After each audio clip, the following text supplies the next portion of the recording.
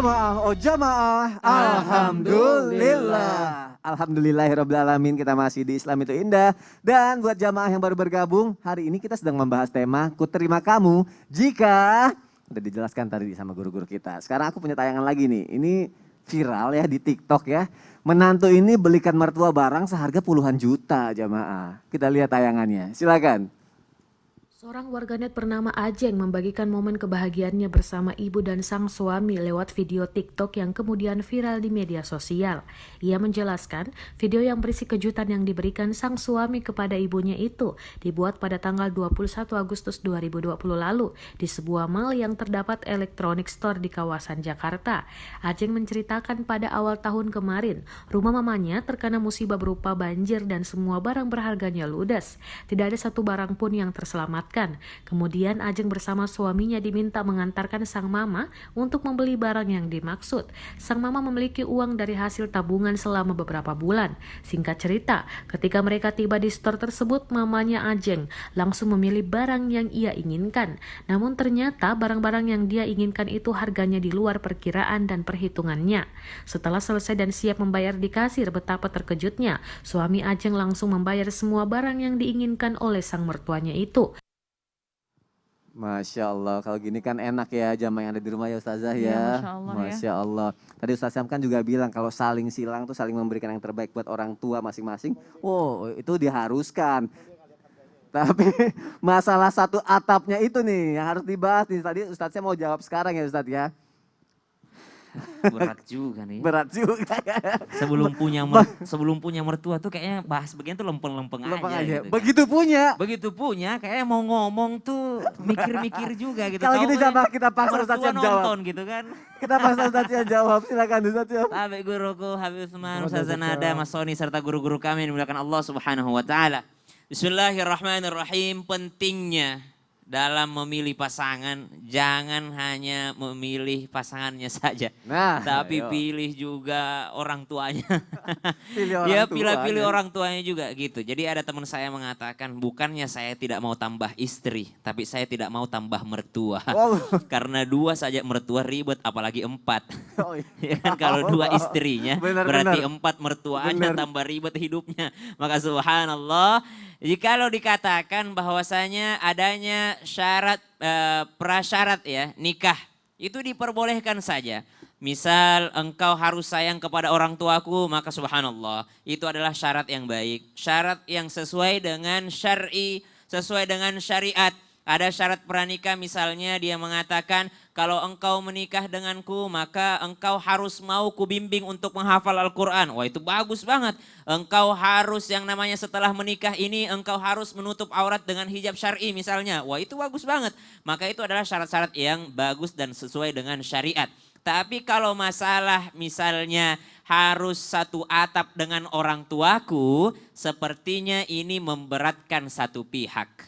Ya, baik itu pihak wanita ataupun pihak laki-laki. Memang kalau dari segi kehidupan insya Allah aman. Kenapa? Karena fikihnya juga aman. Karena mertua itu mahram gitu ya. Mertua itu mahram selama-lamanya. Ya, mahram selama-lamanya. Jadi kalau misalnya di dalam rumah itu maka masih aman itu karena mertua adalah mahram kita. Tapi yang sepantasnya aja yang kelihatan. Maka subhanallah kalau dari segi fikih masih aman gitu. Tapi ternyata dari segi kehidupan ini loh sosial kita. Masya Allah Nabi SAW mengingatkan arba'um minas sa'adah. 4 hal yakni bagian daripada kebahagiaan. Jadi kalau punya 4 ini insya Allah bahagia. Yang pertama almar'atu salihah, pasangan yang solehah. Oh insya Allah nanti nikah, misalnya teman-teman nikah, udah punya pasangan ini udah bibit bebet bobotnya ini udah teruji Ustadz ya. Teruji pokoknya udah divalidasi, udah diverifikasi gitu kan. Sik. Udah verified lah insya Allah, aman lah pasangannya. Centang biru. Ya udah centang biru. Kemudian yang kedua ternyata disebutkan al-maskanul wasi', tempat tinggal yang luas. Jadi ada pasangan yang soleha, tempat tinggal yang luas. Yang ketiga adalah al-jar, tetangga yang baik, tetangga yang ramah. Itu penting juga untuk menambah kebahagiaan. Jadi pasangan yang soleha, rumah yang luas, tempat tinggal yang luas, tetangga yang baik. Kemudian yang keempat adalah kendaraan yang nyaman. Maka subhanallah, sudah menikah ternyata istrinya Masya Allah taat ya, soleha, tahajud, subhanallah. Tapi ternyata tinggal di rumah mertua. Seluas-luasnya rumah mertua itu akan terasa sempit bagi menantunya. Seluas-luasnya rumah mertua, insya Allah terasa sempit bagi menantunya. Tetap aja kita masih merasa asing gitu bagi mertua kita. Mau mandi subuh malu gitu ya. Ntar dibilang mandi terus nih kayaknya. habis nih, ngapa? Apalagi kalau kamar mandinya deket kamar mertua gitu. Itu susah mandi subuhnya. Apalagi kalau bunyi-bunyi airnya itu siapa lagi yang mandi subuh kayak gini. Maka subhanallah susah juga. Susah untuk buang angin, kita gampang banget kedengeran Iya, gitu kan. Istilahnya aib kita kelihatan Iya, gitu. Jadi nggak walaupun bebas ya. rumahnya luas, bangunannya house beda house beda home gitu. Kalau house itu adalah bangunannya, home Home. itu feel-nya, perasaannya. Jadi tidak merasa luas gitu. Yang ketiga, tetangga yang baik. Kalau tinggal di rumah mertua bisa jadi ada ipar di sana, ya sesaudara-saudaranya kita tetap tidak saudara gitu. Maka subhanallah tidak terasa tetangga yang baik. Yang keempat adalah kendaraan yang baik pula. Maka saran kami kalau bikin syarat pranikah jangan yang memberatkan salah satunya atau kedua-duanya insya Allah. Masya Allah, terima kasih Ustadz Syam untuk Baik. penjelasannya. Sama-sama. Kita doakan semoga yang mau menikah atau yang sudah menikah Allah kasih rezeki yang berlimpah ya Ustadz Syam ya. Dulu mamaku bilang begini, Apa tuh? kalau kau nikah jangan pernah tinggal di rumah orang tua. Heeh. Meskipun kau tinggal di pinggir jalan tidak peduli, yang penting tidak sedapur dengan orang tua. Masya Allah. Biar aman semua ya. Biar aman semua. Biar aman semua ya. Biar kalau misalnya mandi juga nggak malu ya. Nggak malu bos. Baik, Masya Allah. Terima kasih Ustadz Syam untuk penjelasannya. Kira-kira apa lagi nih ciri-ciri berikutnya ya? Ada yang bilang gini, wah kalau nyari calon suami yang harus yang banyak duitnya nih. Bukannya matre, tapi realistis. Semua butuh uang. Sekolah, anak, kehidupan nanti butuh uang. Kita tanya ya sama guru kita yang juga seorang suami idaman ya. Masya Allah, Habib Usman. Habib Jamaah penasaran nih pandangan dalam Islam tentang seorang laki-laki yang harus mapan dulu. Memilih materi yang cukup sebagai salah satu syarat diterimanya lamaran. Mohon penjelasannya Habib Usman. Akhir, afwan Mas Soni, afwan Ustazah, afwan Ustaz Syam. Bismillahirrahmanirrahim. Allahumma salli ala Sayyidina Muhammad wa ala ali Sayyidina Muhammad. Yang utama bukanlah banyak uangnya ataupun kaya raya. Yang terpenting adalah bagaimana cara dia mendapatkan uang tersebut dengan cara yang halal atau caranya haram. Kita lihat dulu nih yang datang sama kita nih, calonnya nih, rezekinya dari mana dapatnya? Halal atau haram? Karena apa? Ya ayyuhalladzina amanu kulu min thayyibati ma razaqnakum washkuru lillah in kuntum iyyahu ta'budun. Hai orang-orang yang beriman, makanlah di antara rezeki yang baik yang Allah berikan, yang kami berikan kepadamu, dan bersyukurlah kepada Allah Subhanahu wa taala jika benar-benar kepadanya kamu menyembah. Kalau kita dikatakan hambanya Allah yang bersyukur, meminta kepada Allah dengan cara yang baik, dengan cara yang ma'ruf, mencari rizki yang halal dan thayyiban, kata Ustaz Sam tadi, thayyiban halal lagi baik, yang benar, bukan yang haram. Karena ada keberkahan di dalam yang halal. Kalau misalkan nih, kita tahu nih yang ngelamar kita, mencari dengan cara yang haram, maka jauhilah. Walaupun dia kaya banget, ya kan? Kita nggak makan kekayaannya. Karena apa? Karena kita takut kepada Allah Subhanahu wa taala kalau dia kayanya karena menggunakan duit yang haram. Karena orang yang makan yang haram dampaknya besar bagi suami, bagi istri, bagi anak-anaknya dan keluarga yang ada dalam rumahnya yang makan daripada haram tersebut. Contoh, dia cari daripada duit yang haram, masuk uangnya sampai di rumah, masuk ke dapurnya, dimakan istrinya, dimakan yang kerjanya, dimakan sama anak-anaknya. Dagingnya itu berarti dagingnya yang haram. Kenapa dagingnya haram? Duit yang haram masuk ke dalam tubuh dimakan, entah makanannya apapun itu, masuk ke dalam tubuhnya menjadikan dagingnya daging yang haram, darahnya darah yang haram, dan pemikirannya menjadi pemikiran yang haram. Ada di dalam tubuhnya makanan yang haram tersebut menagih kepada kemaksiatan, menagih kepada perbuatan yang tidak baik. Wajar istrinya marah-marah terus, wajar anaknya nggak bisa diatur, wajar rumah tangganya kacau. Karena apa? Di dalamnya ada rizki yang haram di dalam rumahnya. Oleh karena itu jauhilah orang yang mau ngelamar, lihat nih halal atau haram. Ingat, jangan remehkan dia calon yang melamarmu, rizkinya cukup atau pas-pasan. Tapi kita tahu dia halal. Kan ada tuh kata-kata yang baik. Kita mulai dari nol dulu gitu kan. Mulai dari nol. Karena apa? Mana tuh kata-kata? Ya, mulai dari nol. Iya, Ada tuh kalau misalnya Kayak isi bensin. mau isi Nah, intinya adalah ketika kita mencari yang terbaik, wah nggak apa-apa, yang penting dia kerja, insya Allah kita doain, kita minta sama Allah, munajat kepada Allah, dekatkan diri kepada Allah Subhanahu Wa Taala, insya Allah rizkinya tambah banyak dan tambah berkah, nggak apa-apa. Yang penting apa? Yang halal, yang thayyib, yang baik. Karena apa? Dia yakin, wa ma min dabatin fil ardi illa Allah rizquha wa ya'lamu mustaqarraha wa mustaqdaha kullun fi kitabim mubin. Jelas bahwasanya rizki itu dari Allah. Yang nggak bergerak aja dapat rizki. Dan juga semua manusia yang ada di muka bumi ini diberikan rizki oleh Allah Subhanahu Wa Taala sebelum dia berada di dunia ini. Udah ditentuin sama Allah. Dan juga cari yang halal. Karena apa? Kalau kamu mencari yang haram, karena sungguhnya berkuranglah rizki yang halalmu. Nah bagaimana kalau yang lamarnya soleh, terus hartanya banyak gimana? Ya, Ya terima. Terima lah, Masya Allah. Karena itu udah rezeki yang Allah kasih ya buat calon Kan carinya istrinya. yang soleh, yang banyak rezekinya, yang ganteng, yang keren, yang Masya Allah. akhlaknya bagus. Terima kasih Habib untuk penjelasannya. Semoga ini jadi pelajaran penting buat kita semua jamaah yang ada di rumah. Intinya cari laki-laki yang mau bekerja keras, menjadi tulang punggung keluarga ya. Jangan ikut-ikutan jadi tulang rusuk ya jamaah yang ada di rumah. Tulang rusuk maksudnya diem aja nih. Tulang rusuk diam aja, melengkapi Luar biasa aja. itu. Ya.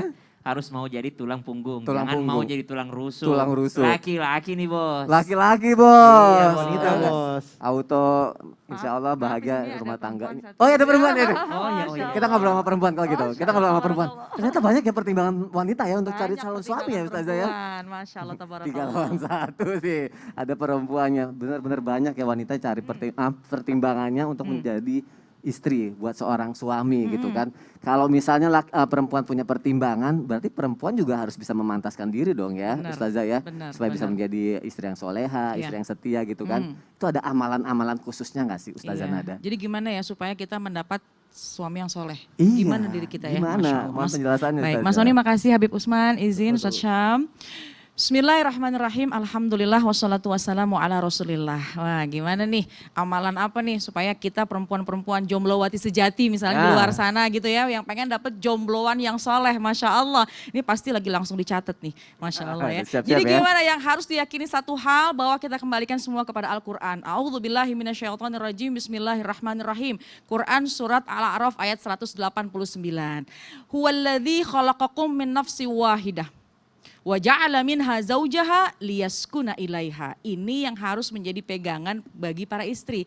Apa di situ maknanya? Allah ciptakan kamu, artinya kaum laki-laki, dan juga Allah menciptakan pasangan, artinya istri, untuk apa? Liyaskuna ilaiha, untuk mendapatkan ketentraman. Suami mendapatkan ketentraman dari sang istri. Artinya apa? Istri di situ tugas utamanya yaitu untuk bisa memberikan ketenangan, kedamaian dalam hati suami. Tentu bukan cuma istri aja PR-nya memberikan kedamaian. Buat suami, suami pun juga harus melindungi istri. Masya Allah, ini kayaknya kalau berdua seiring sejalan enak banget deh. Sakinah, mawaddah, warahmah, Masya Allah. Terus gimana nih caranya untuk kita bisa memantaskan diri? Bagaimana amalannya? Tentunya kita mencoba melatih dan memantaskan diri dan terus senantiasa mendekatkan diri kita kepada Allah. Yang paling utama pandai bersyukur. Tuh tadi ya sudah disampaikan oleh guru-guru kita. Insya Allah gak usah banyak, dikit yang penting berkah. Karena kalau banyak belum tentu berkah. Tapi kalau sudah halalan, thayyiban, insya Allah barokah juga ada di situ. Yang paling utama yaitu pandai bersyukur. Ini kalau kita sudah mulai membiasakan diri bersyukur, yang sedikit kita syukurin, apalagi nanti yang besar juga lebih besar kita syukuri. Jadi ngucapinnya gini, kalau lagi dapat rezeki yang sedikit, alhamdulillah. Alhamdulillah. Sambil senyum.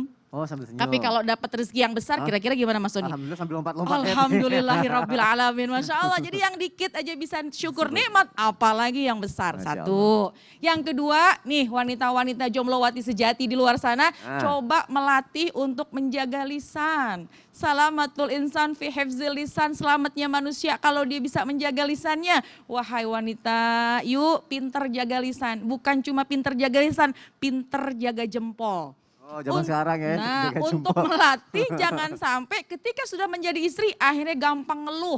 Khususnya ngeluh di media sosial, na'udzubillah min zalik. Rumah tangga yang damai, yang tentram, insya Allah istri kurang ngeluhnya. Begitu juga suami tentunya ya. Kenapa? Masya Allah, man asbaha wa huwa yashku diqal ma'ashi faka'annama yashku rabbah. Faka'annama yashku rabbah. Siapa orang kalau yang pagi-pagi dia udah ngeluh dengan manusia. Apalagi diupdate di media sosial, nauzubillah, seolah-olah dia sedang mengeluhkan dan dia sedang merasa tidak ridho dengan Allah. Nauzubillah min zalik, jaga lisan, kurangi ngeluh, insya Allah kita menjadi istri yang salehah. Apalagi yang ketiga, kita mudah untuk berkasih sayang. Kenapa? Karena betul kata Habib Usman, kita nikah ini bukan sekedar pasangan, tapi kita menikah juga dengan mertua. Jadi satu paket. Sayangi, cintai, insya Allah ketika kita menyayangi dan mencintai, menyayangi, mengasihi, insya Allah kebaikan akan kembali kepada kita. Jadi kalau kamu ingin disayang, beri dulu kasih sayang. Oh, Jadi murah. Jadi itu dia tuh. Jadi punya rasa kasih sayang, insya Allah rumah tangga juga jadi adem, insya Allah. Masya Amin Allah. ya Rabbal Alamin. Alamin. Terima kasih Ustazah Sama-sama, Nada. Mas Wandi. Jazakillah khair. Terima kasih untuk penjelasannya. Ustazah menjadi makin banyak nih jamaah yang siap menikah nih dengar penjelasan kita pagi hari ini nih. Iya, Masya Ya. Allah. Jadi udah tahu ilmunya ya seorang Amin, jamaah ya. amin, Amin, amin, ya amin. Rabbal Alamin. Ya kalau misalnya ini jangan terlalu tinggi lah speknya, turun-turunin lah. Turunilah dulu. Iya. Sadar diri dulu ya. Sambil belajar Lagi ya. masa pandemi ini. Ya Allah. Oh iya benar lagi pandemi. Semua bisa diturunin dulu grade-nya ya. Bentar ya. Ntar dulu, grade ini mau beli mobil, diturunin speknya. Oh bukan spek mobilnya. Ya Allah Ini, spesifikasinya. Harganya jangan ketinggian. Jangan ketinggian. Lanjut lagi jamaah yang ada di rumah. Sekarang oke, aku mau ngasih kesempatan lagi nih. Aku mau ngebacain lagi pertanyaan dari jamaah yang ada di rumah. Langsung aja kita masuk ke segmen Tanya Dong Ustadz. Kami semua tanya dong Ustadz. Biasanya kalau pembahasan jodoh ya, atau nyari-nyari jodoh ya banyak banget nih yang mau bertanya. Tapi semua pembahasan banyak yang mau nanya kok kalau di Islam itu indah. Langsung aja deh ini. Ustadz bagaimana hukumnya apabila saya menikah dengan laki-laki yang usianya lebih muda? Karena kebetulan calon suami saya umurnya jauh di bawah saya. Mohon penjelasannya Habib Usman. Afwan. Bismillahirrahmanirrahim. Allahumma sholli ala sayyidina Muhammad wa ala ali sayyidina Muhammad. Ingat, menikah dengan laki-laki yang lebih muda hukumnya sah saja, bebas. Jadi mau lebih tua, mau lebih muda ya bebas. Iya. Karena nggak ada aturannya. Tapi kita ingat Rasulullah SAW menikah ketika usia 25 tahun dengan Siti Khadijah yang usianya 40 tahun. Jadi Rasulullah SAW lebih muda dan Siti Khadijahnya lebih tua. Nggak jadi masalah. Yang terpenting adalah yakni yang pertama, carilah pasanganmu atau suamimu yang soleh, yang taat kepada Allah Subhanahu wa taala. Dan juga insya Allah rizki menyusul. Kenapa? Kita punya Allah. Allah maha segala-galanya. Allah bos kita, bukan makhluk bos kita. Ingat, Allah adalah Tuhan kita. Makhluk adalah hina. Yang mulia adalah Allah Subhanahu wa ta'ala. Minta sama Allah dipermudahkan menuju sakinah, mawaddah, warahmah, Amin dan ya keberkahan Rabbal dunia dan Alamin. akhirat. Amin ya Rabbal. Amin. Terima kasih Habib Usman untuk penjelasannya. Semoga terjawab ya jamaah yang ada di rumah ya. Pertanyaan selanjutnya. Assalamualaikum Pak Ustadz. Untuk memilih laki-laki, oke nih agamanya bagus, soleh, ngerti agama juga. Tapi temperamen dan hubungan sosialnya kurang baik. Apa mending lanjut atau bagaimana ya? Karena kan nggak hanya habluminallah, tapi habluminanasnya juga diperhatikan ya. Seperti tayang tadi juga ada nih pembahasannya. Kalau gitu kita mohon jawabannya lagi nih Ustazah Nada nih. Iya, Masya Allah Mas Wandi. Tentang itu ya tadi ya. Emosi juga ya. Emosi. Emang emosi ini hati-hati deh ya karena bisa kemana-mana ya. Tapi memang dalam kehidupan itu kan hablum minallah dan hablum minanas harus seimbang. Jadi gimana nih udah oke banget cuma satu yaitu kurang bisa menjaga emosi. Ya. Temperamen dan hablum minanas kurang dijaga. Nah kalau misalnya memang dia calon suami kita misalnya coba dulu mungkin kita bisa merubah. Man ra'a minkum munkaran falyughayyir. Karena siapa yang melihat kemungkaran coba rubah.